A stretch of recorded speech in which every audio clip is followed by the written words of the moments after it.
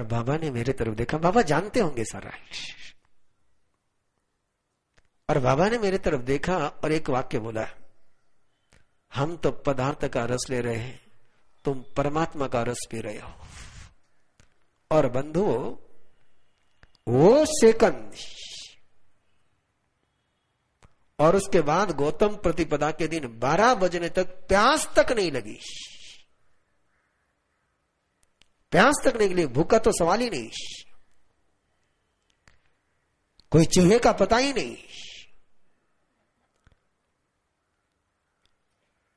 ये उस बाबा में सामर्थ्य था कि बोले और हो जाए, बोले और हो जाए। ऐसा वचन हो सकता है, ऐसा मन हो सकता है, ऐसी काया हो सकती है।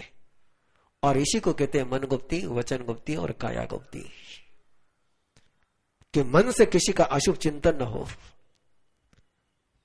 मन से किसी का अशुभ घटित न हो, वचन से किसी के लिए अशुभ शब्द नहीं निकले, और अपने बोलने के कारण से किसी का अशुभ न हो, काया से किसी के लिए अशुभ कार्य न हो, मन से सदा सारी दुनिया के लिए शुभ ही चिंतन हो, मंगल ही चिंतन हो। शिव संकल्पस्तु में न, शिव संकल्पस्तु में मन, शिव संकल्पस्तु में मन। मेरे मन में सदा शिव का कल्याणकारी संकल्प रहे, मैं मंगल ही सोचूं, इतना गहराई से मंगल सोचूं, इतना गहराई से मंगल सोचूं कि जिसका मैं मंगल सोच रहा हूं उसका मंगल ही होना चाहिए, उसका अमंगल होना ही नहीं चाहिए। मैं सदा शुभ शब्द बोलूं, और जिसके लिए मैं शुभ शब्द बोलूं उसका शुभ होना ही चाहिए। मैं सदा शुभ कार्य करूं, और जिसके लिए मैं शुभ कार्य करता हूं वो कार्य होना ही चाहिए। इसको कहते हैं मन गुप्ती, वचन गुप्ती और काया गुप्ती। अपने मन को इतना समर्थ बनाइए, अपनी वाक को इतना समर्थ बनाइए, अपनी काया को इतना समर्थ बनाइए कि वो स्वयं के लिए भी वरदान बन जाए और औरों के लिए भी वरदान बन जाए। यदि तुम्हारी वाणी वरदान रूप बन गई तो क्यों तुम्हारे घर वालों को और कहीं भटकना पड़ेगा? तुम्हारे नजर में ही अमृत बरसने लग गया तो क्यों उनको और कहीं अमृत की गवेषणा करने के लिए जाना पड़ेगा? इसलिए आइए, और मुझे पता है धर्म सभा में बैठे हुए बहुत से लोगों का यह अनुभव होगा, श्रद्धेय महापुरुषों के सानिध्य में रहते हुए मेरे से भी अधिक अनुभव बेंगलोर वालों ने लिया है। बेंगलोर वालों को तो बहुत श्रद्धेय महापुरुषों की सेवा करने का मौका मिला हुआ है, और उनके जीवन के वो प्रसंग होंगे कि जिस समय उन्होंने अपने गुरुओं से कुछ बात सुनी और वो सत्य हो गई, गुरु ने देखा और उनके सपने सत्य हो गए, गुरु ने बोला और उनके सपने सारे सत्य हो गए। ऐसे महापुरुष जो मन गुप्ती, वचन गुप्ती और काय गुप्ती के धारी होते हैं, अब उनके चरणों में प्रणाम करते हुए अपने भी मन वचन काय को वैसा ही बनाए। इसी आस्था के साथ आइए 25वां अध्याय, दो भाइयों का अध्याय, जय घोष और विजय घोष।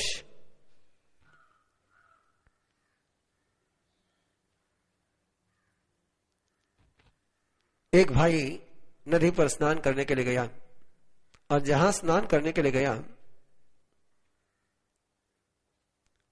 वहीं पर उसने एक दृश्य देखा कि मेंढक मछली को निगल रहा है और मेंढक को सांप निगल रहा है, और सांप को ऊपर आकर के गरुड़ पक्षी ने पकड़ लिया है।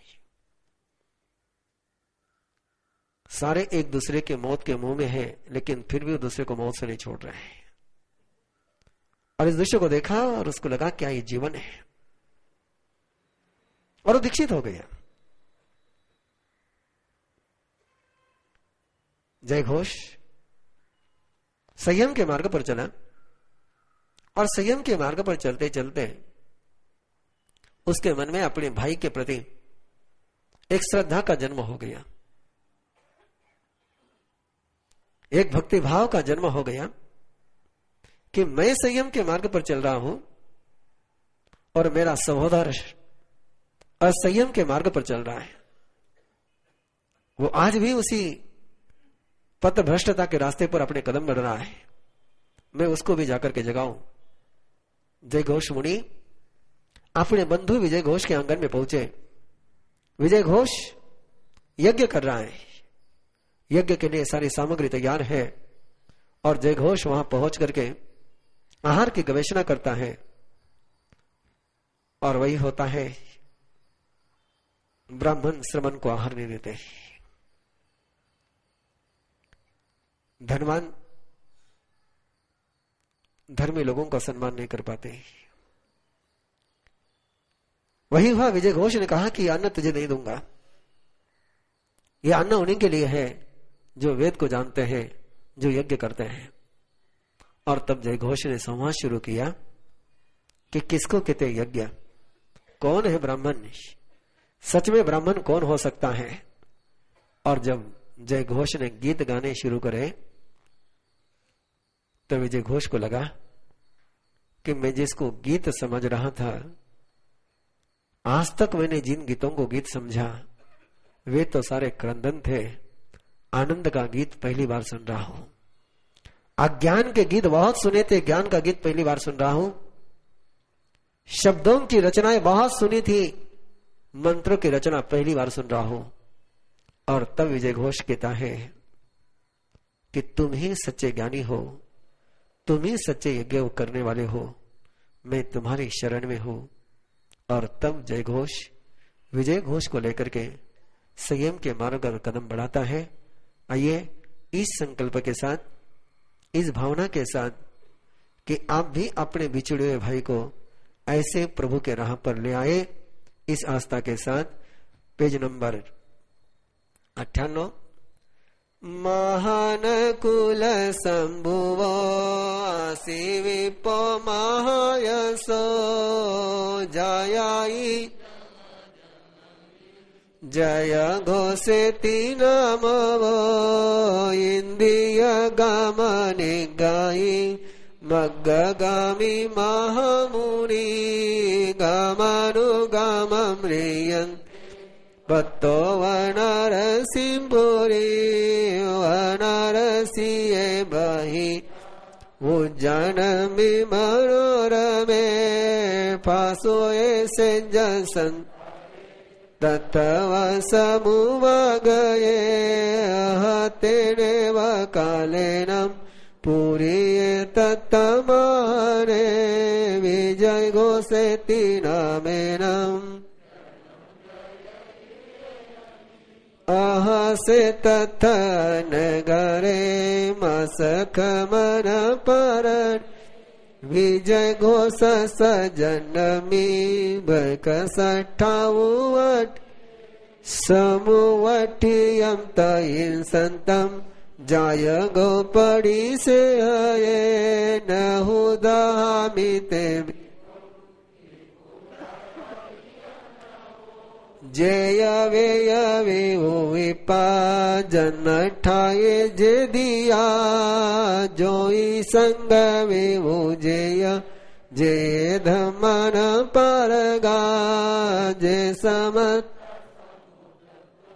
परम परमेवय तेसि अन्नमनं देयम् भो भिक्खु सवकामियं सो तत्त एवं पठिसित् जायगेन महामुनि न विरुट्टो न विद् उत्तमट्टगविसवो न नट्टं पानहेवो न विनिवानाय वा तेसि विमोकनठाये इमं वयनमं भवि न विजानासि वेयमोहं न विजन्नानं जमोहं न कतानमोहं जं च धम्मानवमोहं जे समत्ता समुद्धत्वं परमपणमेव न ते तुमं वेयन वह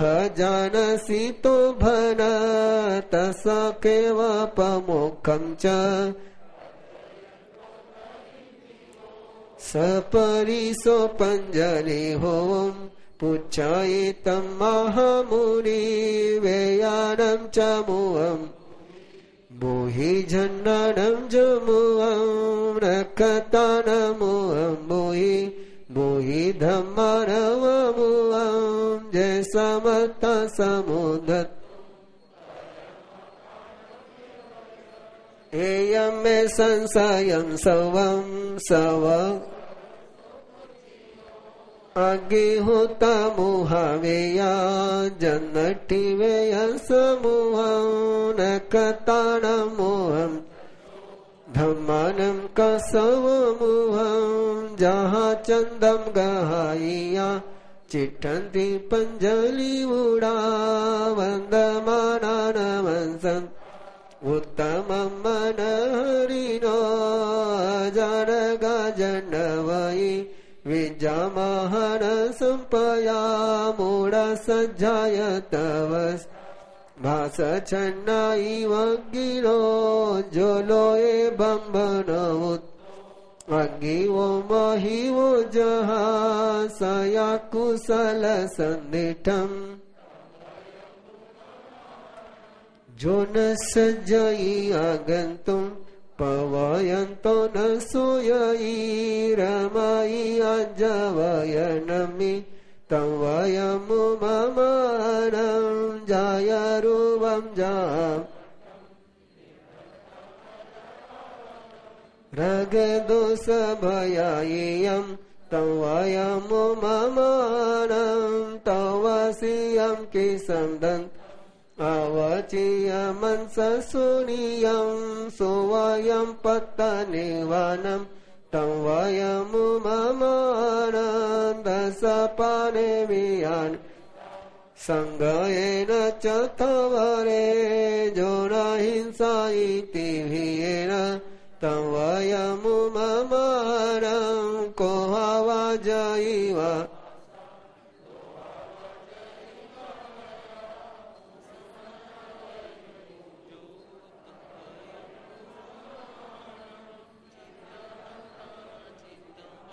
अपमजैव बहुं न गिन्नयि दत्तं जय दिवमनुसतेरिचं जो न सेवयि मे ऊणं मनसा कायवत् तं वयमुममानं जहाँ पोमं जले जयम् नोवलिपैवरिणा एवमलितो कामेहिम् अलोलुयं मोहजीवीम् अनगरमकिञ्चनम् असंसतं गीयते तं वयमुममानं जहिता पुवसंजु नाहि संज्ञेय बंधवे जो न संजयि भोगेषु पशुबन्ध सौवेया जठं च पावकं मुना न तं तायन्ति दोषिलम् न विमुण्डियेन समनो न ओंकारेण बम्बनो न मुनिरन्नवासेन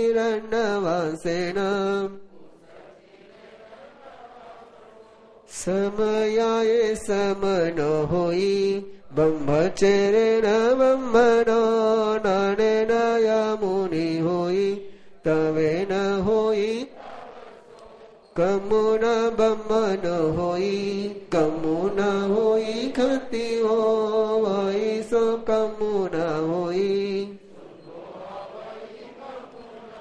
ए पाऊ करे बुधे जही होई सिनाय वो सव कमाविनिमुकम एवं गुण समावुता जे भवन्ति दि उत्तमा ते समत्तामुद्धतुं परमपणमेव एवं तु संशये छिन्ने समुदाय तवोतं तु जय घोषं महामुनिं तुठय विजय घोष इनमुदावु कयंजलि महानतं जाभूयम् तुम्भे जहिया जन्ननं तुम्भे वेय विभु विभु जोई संग विभु तुम्भे तुम्हें समता उद्धतुं परम परमेवयतमनुगाहं करेयमं भिक्खेन भिक्खुत्तमान कज्जमज्ज भिक्खेन क्षिपं निखम सुदियाम भमीसि भया उठे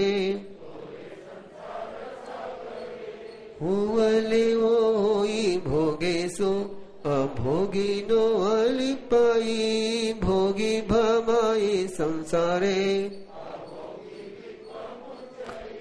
उल्लो सुखो यदो छोड़ा गोलया मटिया मया दोवी आवड़िया जो उल्लो सोथ लंगाई एवं लगंती दो में हाजे नरा कमल वीरताओ न लगंती जहाँ से सुखो गोलये एवं से विजय घोष जय घोष संति अनगर सनिखन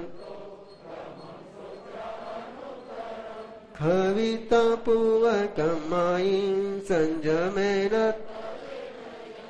जय घोष विजय घोषा सिद्धिं पत्तानुत्तरं सिद्धिं पत्तानुत्तरमिति जनैजं नामं पंचविंशम् अध्ययनं संपूर्णम्। जय घोष मुनि मास खमन के पाने के लिए अपने बंधु के आंगन में पहुंचे हैं। विजय घोष जिसने यज्ञ का आयोजन किया हुआ है और यज्ञ का जहां आयोजन होता है वहां बहुत कुछ बन जाता है, लेकिन जैसे श्रमण को वहां पर देखा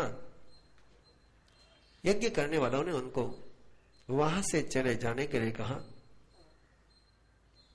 जय घोष ने कहा कि मैं आहार के लिए आया हूं, यहां आहार उपलब्ध है। और यज्ञ करने वालों ने कहा कि आहार ये है लेकिन ये तुम्हारे लिए नहीं है, ये उन्हीं के लिए है जो वेद को जानते हैं, जो यज्ञ को करते हैं, जो ज्योतिष को जानते हैं, जो धर्म पारगी है, जो धर्म के पारगामी है, जो स्वयं का और दूसरे का उद्धार करने में समर्थ है। ध्यान से लीजिए शब्दों को, केवल जो स्वयं का उद्धार करने के लिए समर्थ है उनकी बात नहीं, परम अपानम एवं दूसरे का भी और स्वयं का भी जो उद्धार करने में समर्थ है उनके लिए आहार है। इस प्रकार का निषेध वचन सुनकर के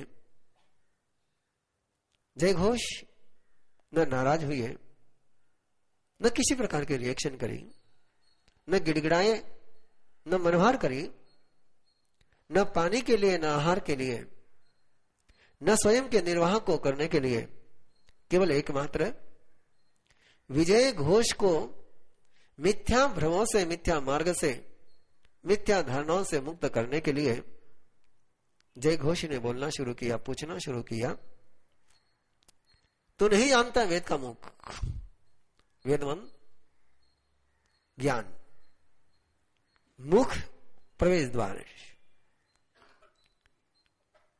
जैसे शरीर का मुख है और मुख से आहार का ग्रहण होता है और पूरे शरीर में जाता है, वैसे जहां से ज्ञान में प्रवेश किया जाए उसको वेद मुख कहते हैं। जहां से यज्ञ में प्रवेश किया जाए उसको यज्ञ का मुख कहते हैं। जहां नक्षत्रों का द्वार हो उसको नक्षत्र का मुख कहते हैं। और जहां धर्म में प्रवेश हो जाए वो धर्म का मुख है। इन चारों को ही तू नहीं जानता है। जय घोष ने जब विजय घोष को ये कहा तू नहीं जानता है, और यदि तू जानता है तो बता, न ते तुम वियानामी जानामी तो भन, और यदि जानता है तो बोल। विजय घोष का इस बात के लिए अभिनंदन है कि उसने अपने अज्ञान को स्वीकार कर लिया। अपने अज्ञान को स्वीकार करने के लिए बहुत बड़ा कलेजा लगता है। अपने कमजोरी को कबूल करने के लिए बहुत हिम्मत लगती है। कायर कभी अपनी कमजोरी को कबूल नहीं करते हैं। कायर तो अपनी कमजोरियों को न जाने कितने तर्कों से मजबूती सिद्ध करने का प्रयास करते हैं। विजय घोष स्वीकार करता है कि मैं नहीं जानता हूं। उसने अपनी पूरी परिषद से पूछा कि आप में से कोई जानता है क्या, और परिषद में से भी कोई बता नहीं रहा कि हम जानते हैं। और तब उसने पूरी परिषद के साथ जय घोष को हाथ जोड़ करके पूछा कि हम नहीं जानते, लेकिन यदि तुम जानते हो तो हम जानना चाहते हैं। व्ययानम च मोहम बोही बोही जन्नानम जम मोहम नखातानम मोहम बोही बोही धम्मान व मोहम। हम वेद के मुख को जानना चाहते हैं, तेरे मुंह से सुनना चाहते हैं कि यज्ञ का मुख क्या है, नक्षत्र का मुख क्या है, धर्म का मुख क्या है, कौन समर्थ होता है स्वयं का और दूसरे का उद्धार करने के लिए, हम जानना चाहते हैं। और तब जय घोष मुनि ने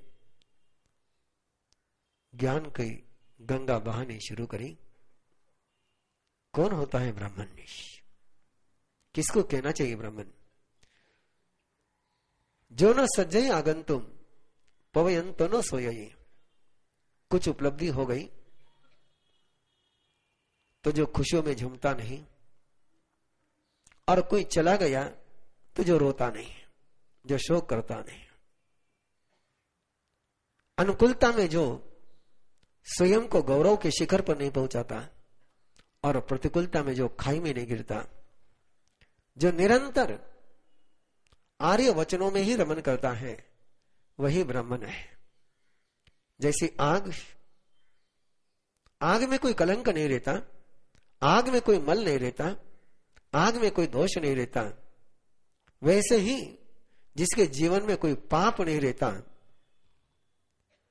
जो राग द्वेष और भय से मुक्त होता है, वही ब्राह्मण है। जिसके मन में राग द्वेष है वो ब्राह्मण नहीं है। जिसने अपने शरीर का सारा मांस तपस्या के द्वारा शोषित कर दिया है, और जो निर्वाण को प्राप्त कराने वाले व्रतों में निरंतर जुड़ा हुआ है, वही ब्राह्मण है। जो त्रस प्राणियों के दर्द को जानता है, जो स्थावर के दर्द को जानता है, और उनके दर्द को जानकर के जो उनको दर्द नहीं देता है, दुख नहीं देता है, दुखी को जो दुख नहीं देता है, वही ब्राह्मण है। जो क्रोध, अहंकार, लोभ किसी भी कारण से झूठ नहीं बोलता है, न क्रोध में आकर के न भयभीत होकर के जो झूठ नहीं बोलता है, वही ब्राह्मण है। जो किसी भी प्रकार की वस्तु का ग्रहण सचित हो या अचित हो, थोड़ी हो या ज्यादा हो, जो बिना दिए न लेता है, न गिन नहीं अदत्तम जय, बिना दिए जो नहीं लेता है, वही ब्राह्मण है। ये सारी भाषाएं श्रमण जीवन और ब्राह्मण जीवन की है। जो किसी भी प्रकार के मैथुन का मन से, वचन से और काया से, केवल काया से नहीं, जो मन से भी मैथुन का वासना का सेवन नहीं करता है, जिसके मन को भी वासना का स्पर्श नहीं होता है, जिसके वचन में भी वासना का स्पर्श नहीं होता है, वही ब्राह्मण है। जैसे कमल का पुष्प कीचड़ में खिलता है, पानी में खिलता है, लेकिन पानी के साथ लिप्त नहीं होता है, वैसे ही जो सारे संसार में रहते हुए भी संसार से लिप्त नहीं होता है, अनुरक्त नहीं होता है, वही ब्राह्मण है।